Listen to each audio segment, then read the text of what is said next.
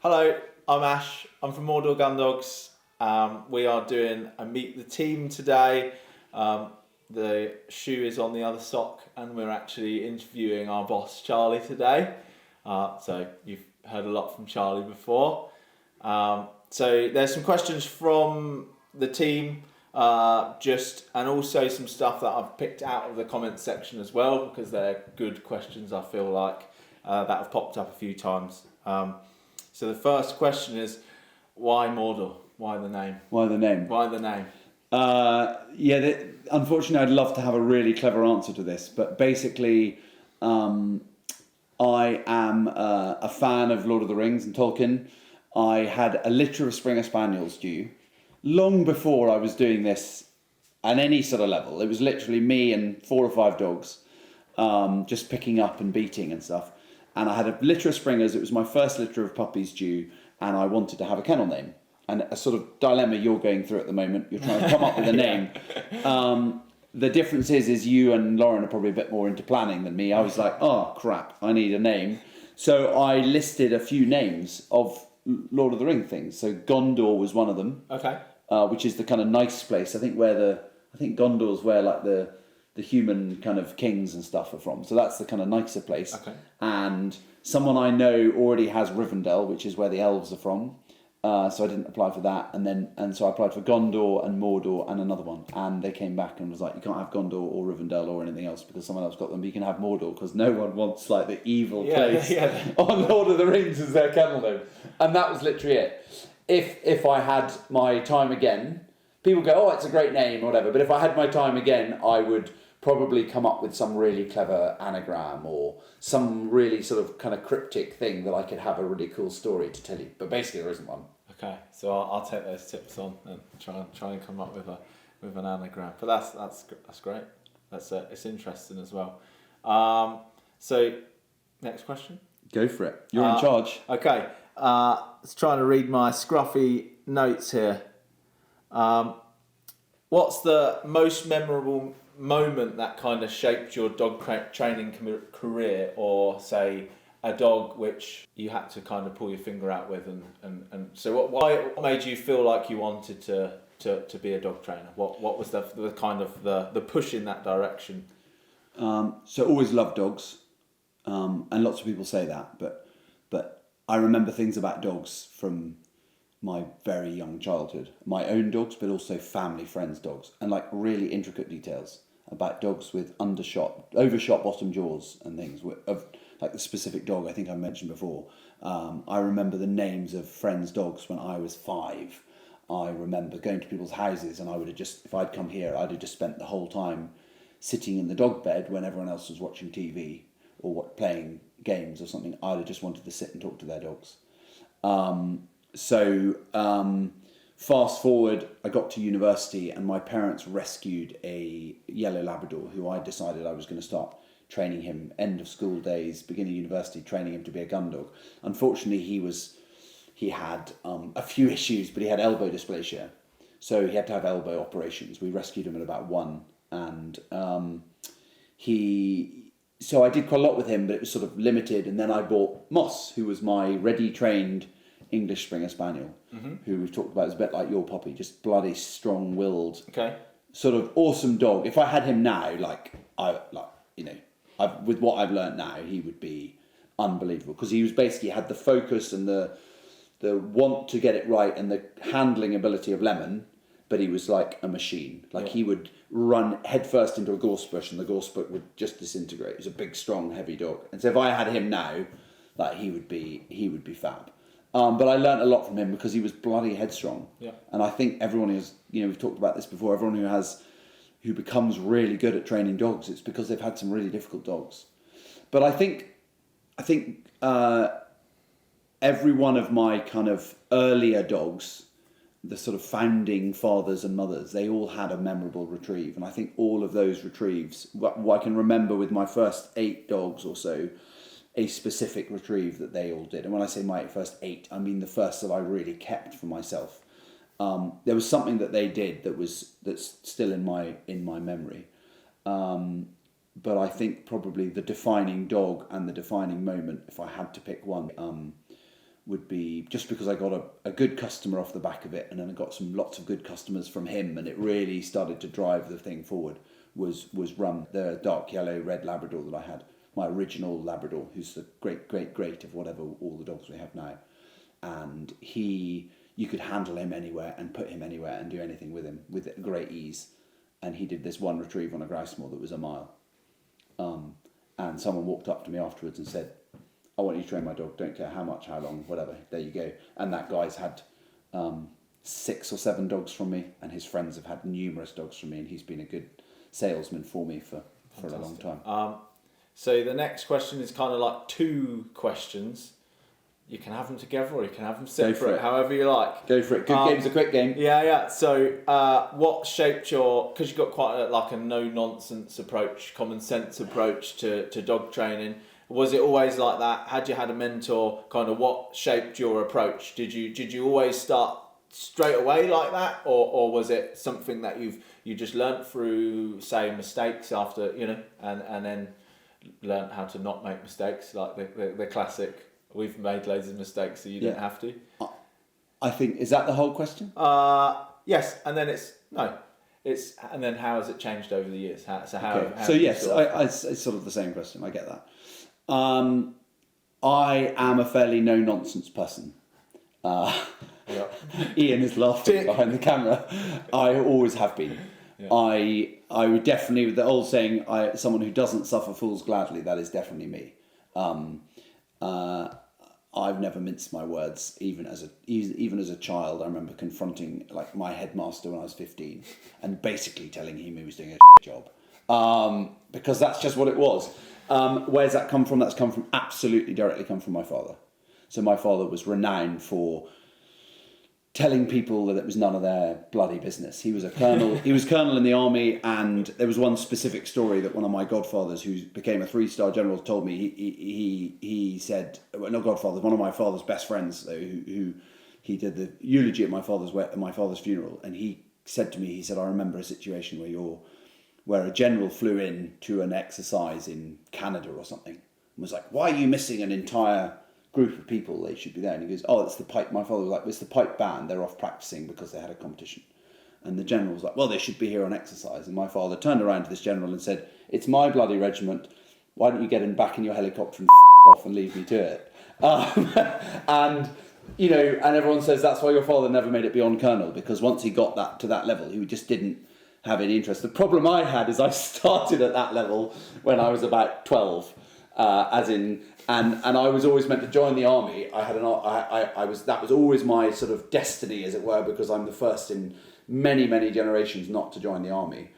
And probably my biggest pitfall, if I had joined the army, was I would have needed to go straight in as a general, because I think I'm always right, and I don't like being told. Yeah. I don't like being told I'm wrong, especially when someone can't actually prove that I'm wrong. I'm just like, well, that's just a stupid response. And I've said that to my teachers, I've said that to my parents, I've said that over the years. So that's me. So my dog teaching method is kind of the same, but it is definitely, I guess, over the years, because we've kind of proved that it works for us and our dogs, then that has kind of grown in confidence and grown in decisiveness. So I'm probably even more difficult and more cantankerous than I was in the past, but more straight to the point, though, and it is what it is. Mm-hmm. And some people like that and some people don't. And we had someone for a lesson the other day, and the guy was like, oh, this is such a breath of fresh air. He's like, he said, I've been to so many people who just talk crap, and you've just told me my dog's an asshole and I need to get a grip of him. And he's like, and he is, and I do. And it was just... But I guess lots of people don't like that approach. Yeah. And lots of people wouldn't want to come here because they'd be like, oh, God, that guy's just obnoxious. So, it's definitely changed. But over the years, it's got more decisive. Mm-hmm. Because I've had so much more experience, I guess. You're going to learn from experience. You're going to learn from mistakes. We're still learning. I've had a dog. We've just done a film this morning of a dog with a delivery problem. I can see he's going to be a learning curve. We're going to have an interesting time doing some work with him. We hopefully will succeed, but because I can draw from experiences from the past, and you and I are probably going to work together with him because he's an interesting case. But there's definitely part of my personality, and there's definitely how I've seen the world of dog training go in the 20 years I've doing this has led me to become more just straightforward with people, because just cut through the crap and let's just be honest. So the more time you've spent with dogs, the more you've become black and white. And the black and white, and the more time I've spent with people, the more I've realised that you need to just be straightforward with people, because you need to speak to them directly, or they don't actually listen. Sure. Good. And with it changing over the years, and this is I think it's a good question for like lots of trainers or other people, just in general, is do you think your approach will change in the future? So for example, if you see something and someone applies it and it works, like... Absolutely. And you've taught me things, Ash. Previous people who worked for me have taught me things. I hope that you and others will continue to teach me things. One thing I've always said, hands up, I am not the best dog trainer in the world. Like, I've got lots of experience. I hope that I'm kind of reasonable at dog training, but I'm not the best, and I don't know everything. And I've had a few conversations with well-known gun dog trainers about this. And all of them good ones, the ones I really admire, they've all got humility, and they'll all say the same. They'll be like, "We haven't learnt it all. We'll never learn it all." And anyone who goes, "Oh no, you're wrong. Your methods are wrong," it's like they might not be the methods that they would choose. They can't say they're wrong if they get the results. So I'm not a fan of really harsh treatment and stuff. Mm-hmm. But I've seen people who've trained dogs to an incredibly high standard over the years with really harsh treatment.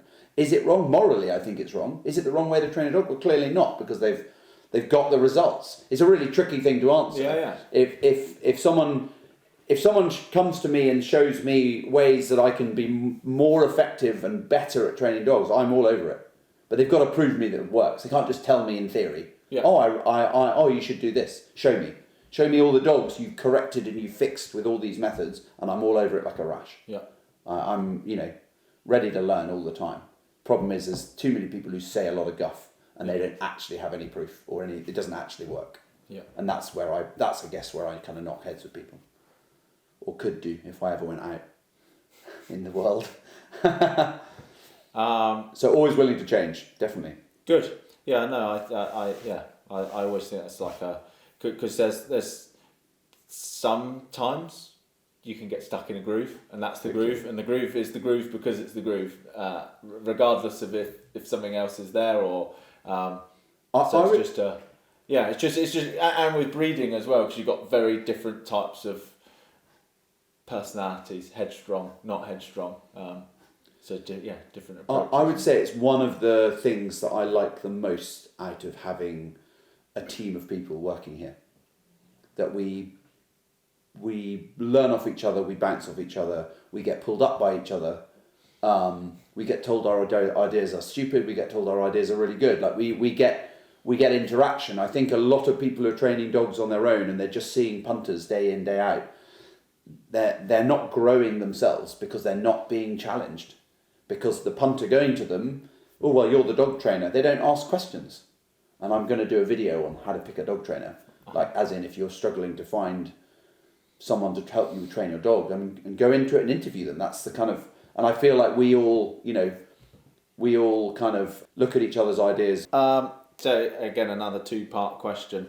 So it can be any dog, not necessarily one of your own dogs, or it can be as old as you like, whenever. So what is the best dog you've ever seen? Why? And kind of, or is it the dog that made you want to sort of pick training gun dogs as a career? Best dog I've ever seen. Really hard thing. No such thing as a perfect dog. I'll say this repeatedly for the rest of my life. There is no such thing as a perfect dog. I've been lucky to have lots of great dogs, and I've seen lots of great dogs. I think it's got to be one of my own dogs, because they're the ones I really know the best. But did an article in the Gun Dog Journal a couple of years ago about dog of a lifetime, and I listed about 4 of them. Oh, okay. Because they've all brought something to me in terms of whether it was I learnt a lot from them, or or they just were just a fab dog to take everywhere. I mean, you know, there's a real mix, and they've all got their little quirks. So, and then other people's dogs, I've seen some dogs doing some great things, and I've really liked them, but you know, they're not mine, so I could never really pick them over one of my own dogs. Mm-hmm. That'd be like saying, what's your favourite kid in the world? It's got to be one of mine, hasn't it? And I can't pick someone else's kid. That's a bit weird. Yeah. So quite a hard one to answer. I probably don't have an answer for it. Okay, because one of the things I said in the Gundog Journal is I hope I've yet to have that dog. Yeah. So yeah, and that's kind of like my next question is like, which is your like dog of a lifetime, and if you've done it in the Gundog Journal. Yeah. So when I spoke about Moss, I spoke about Jasper, I spoke about Rum and Flirt. I mean, you know, we had Zeus was awesome. Zeus would you know, clear a deer fence to pick a bird, just bump like that, jump back, jump over. He spent most of his time in the rafters in the kennels. He's a big character. Yeah.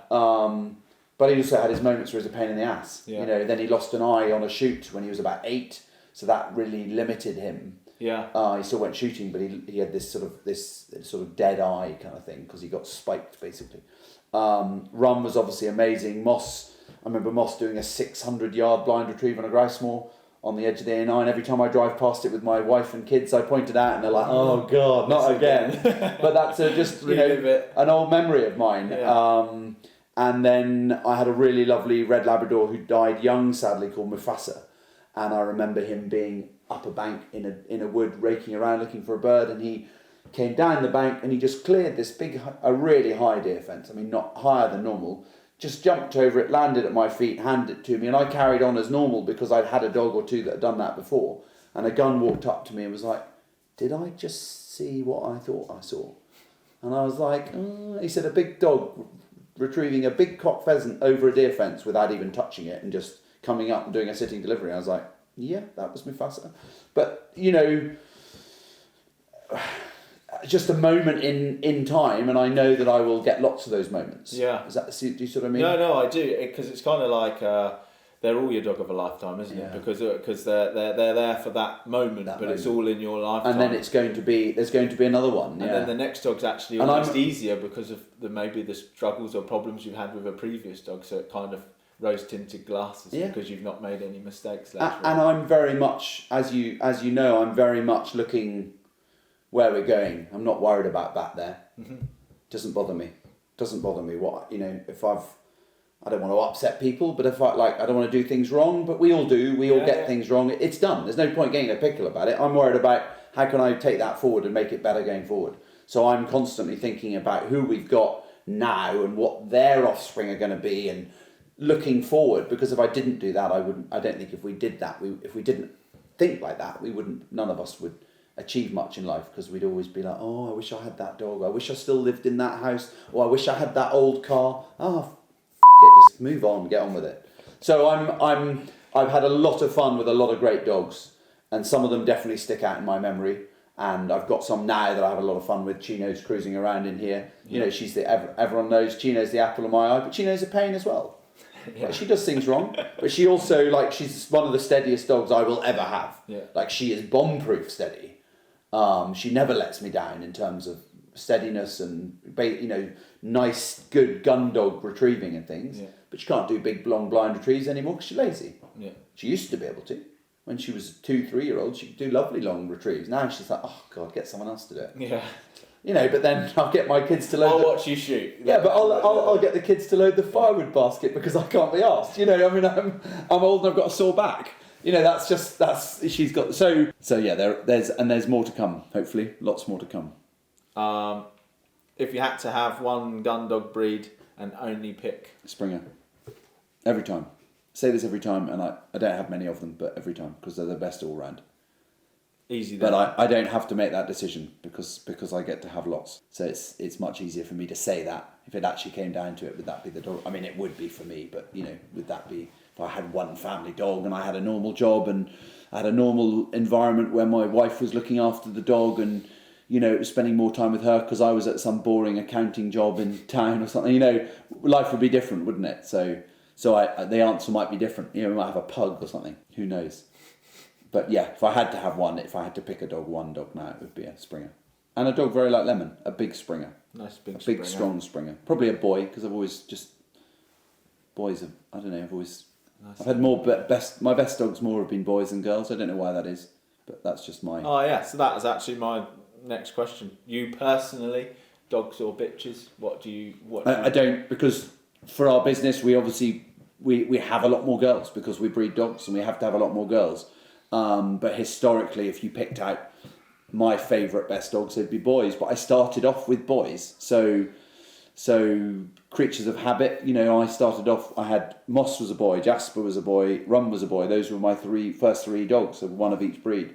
So I sort of go back to boys, but more recently you've known me more with females. Mm-hmm. So, again, if I had to have one dog, probably a boy, male Springer. Yeah. Like I like boys because I like the big heads. Yeah. And I like the kind of, I feel like the boy's attitude is more consistently like my attitude. As in, got it wrong, sorry, let's move on. Yeah. Girls can be a little bit, I'm in season, I'm going to be tricky, not today, but I'm awesome tomorrow, you know, and then, I get more of that from girls, and I get that from Chino. Yeah. I get that from Chino. Some days she's a boy, and some days she's like, I don't know. Whereas I never got that from Rum. Yeah. Never got that from Moss. Moss would be like, you, I'm going to do my own thing, but I never got a sulky dog. I never got like I'm not in the mood today. Yeah. So there's definitely elements of that. But really bothers me when people come to me and say, someone said I should get a boy, or someone said I should get a girl. Yeah, easier to train. That's what you hear. Shit. Yeah. That side of it's yeah. It's just personal preference. It's nothing to do with trainability. Yeah. And no one who's had less than 25 dogs is allowed of boys and girls. So 12 of each, or 15 and 10 or whatever. No one with less dogs than that, in my opinion, is allowed to have an opinion on male, female. Yeah. Good. The future of gun dogs and shooting.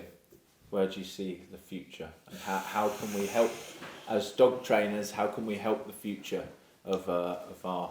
I think one of the biggest things that you and I have talked about that we see lacking is youngsters.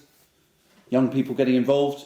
Gun dog clubs and competition level stuff can be intimidating, a bit cliquey, and I think they need to get over that pretty quickly because they're going to kill the sport. I don't have anything to do with that side of gun dogs because I don't like that cliquiness.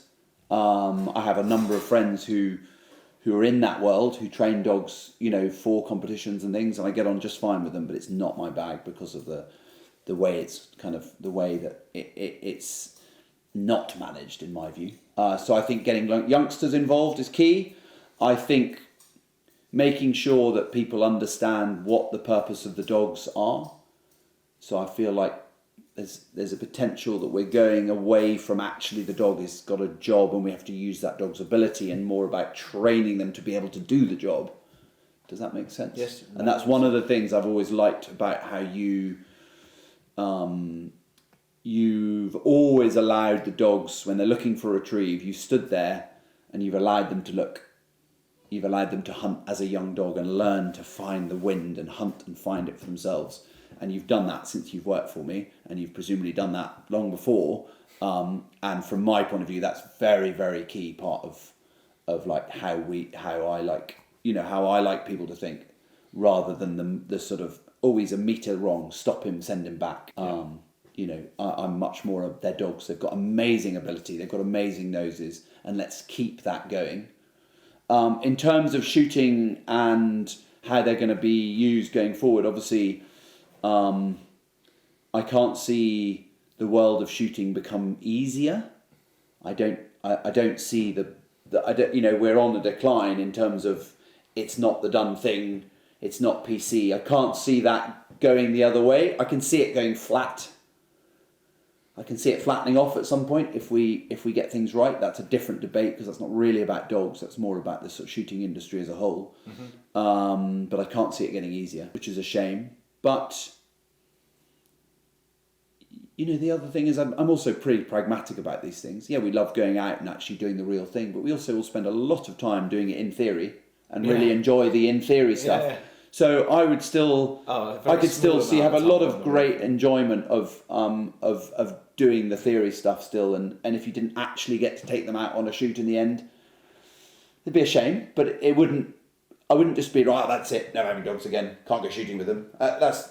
Dogs are the priority. What we do with them is that's the way I've grown up with shooting. So I enjoy that side of things. But it's not the be all or end all to me.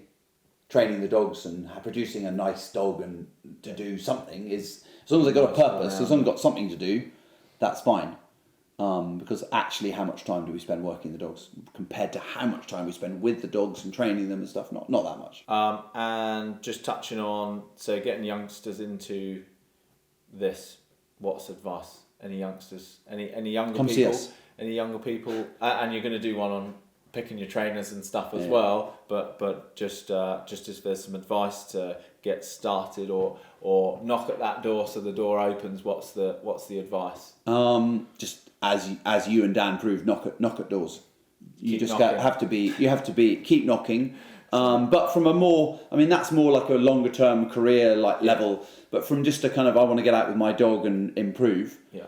Just go and find a nice local gun dog guy. Doesn't need to be a trainer, just a guy who's got nice dogs. Could be a guy who picks up on a shoot whose dogs behave well. It could be a guy who you know down the street who does compete with his dogs. It could be someone like us. But I mean, if we've got youngsters who want to come and learn from us, like we'll have them all day, every day of the week, no problem. And we've got one at the moment, Charlie.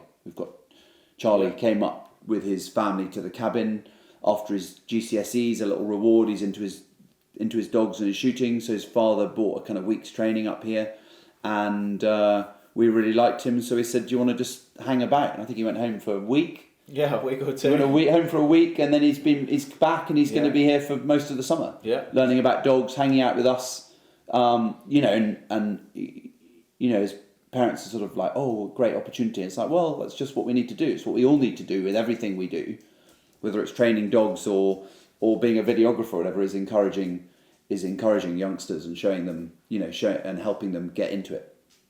So yeah, we're all over that. But again, that's my mentality, forward thinking, looking into the future. They're the future. So we were talking about getting Freddie involved with the demos next year. Yeah. Freddie will be 10, heading 11 next year for our demos. So hopefully, we can get him involved and get him doing some. Get him on a stop whistle. Get him on a stop whistle. Get the dog on a stop whistle.